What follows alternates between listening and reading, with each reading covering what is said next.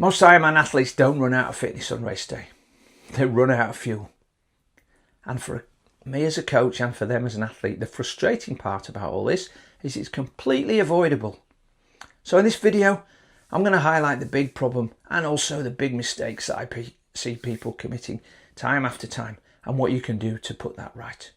So the big problem is you can train perfectly for months, but if your nutrition and pacing's off on race day, then your Ironman race falls apart. And it usually happens on the run, and I should know because that's where it happened for me 75% of the time. So here are the big mistakes. Number one, most people only start thinking about race day nutrition a couple of weeks out from the race, and that's far too late. You need the help of an expert to put together a strategy 4 to 6 weeks out at minimum, because that time will allow you to practice what you eat, when you eat it, and how your gut's going to respond to that, and you can train that then over the coming weeks.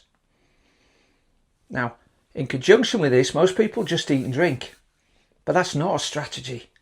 That's what I call a buffet. So you need to focus on 3 numbers: the quantity of carbs and the way in which they are, fluids, gels, bars.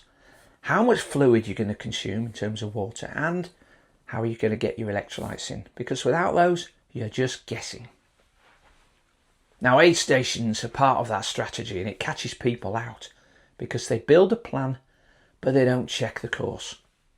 So you need to know where and when those aid stations are.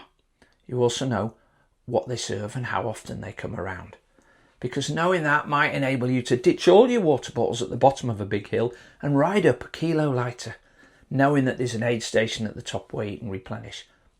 And that knowledge enables you to build a smart, simple plan and not carry everything from the start and just hope you get it right. Now the bike is the part where you're going to spend most of your time on race day, and so this should be where you're going to consume most of your calories. And why is that? Well, it's a lot easier to eat when you're sitting on the bike than when your stomach's jogging up and down. The intensity is probably going to be a little bit less, and it's going to be a lot easier on your gut. But without a plan, you could underfuel on the bike, and then the run becomes a survival.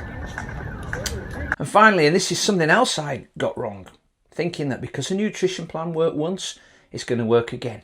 That's a big mistake. Even the same race done the next year can feel completely different because it might be hotter or colder. There might be more or less wind. You might be pacing it differently, and your pre-race stress could be different. So your nutrition plan must be adaptable with each race, not fixed. So if your nutrition's right, the run becomes manageable and comfortable. But if it's wrong, everything unravels on race day. So remember this mantra. The fitness you have is going to get you to the start line. The nutrition gets you most of the way, but if your pacing is wrong, none of it matters.